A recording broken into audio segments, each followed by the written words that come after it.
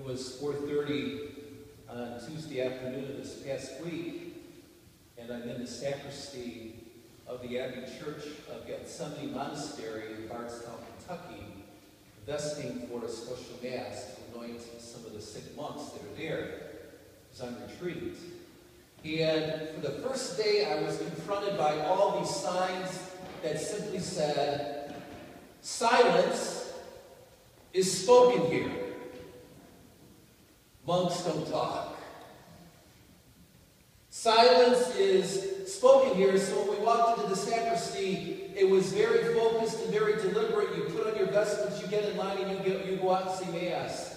And as we were putting our vestments on, the monks started walking in and putting their vestments on. And then finally, the abbot, who was the head of the monastery, comes in, and he's the main celebrant, so he's putting on his chasuble. He's directly across from me.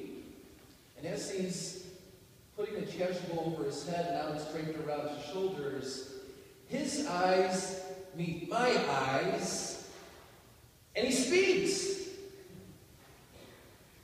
He looks at me and says, "You're tall."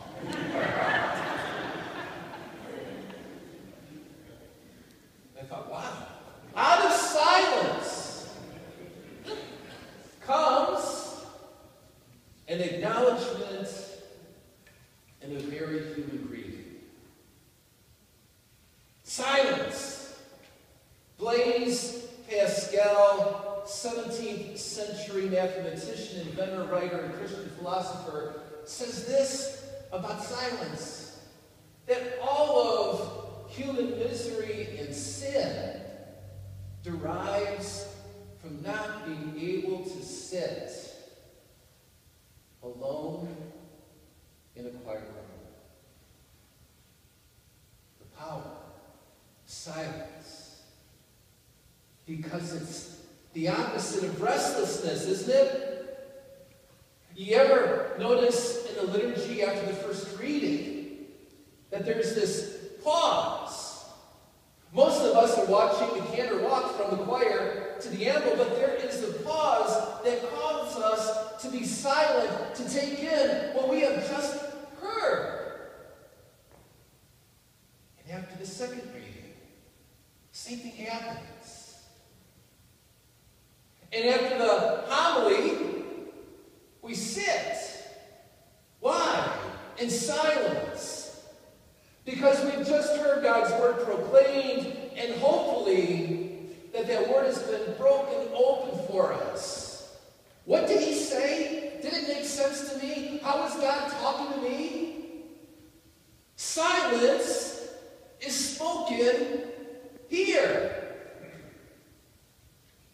And after communion, and I know some people don't like this, but we sit quietly. Why? Because if we take the liturgy all in, all encompassed as one, we are called to surrender ourselves over to the Lord in our worship. Not only Christ sacrificing himself for us, but us sacrificing ourselves for him. He's making an offering, and we are too. And after communion, it's even more than just that. But it's also about becoming. How is God shaping my life through his word and our worship? Through my surrender and sacrifice and being received by God and hopefully becoming something. I can tell you what silence is not.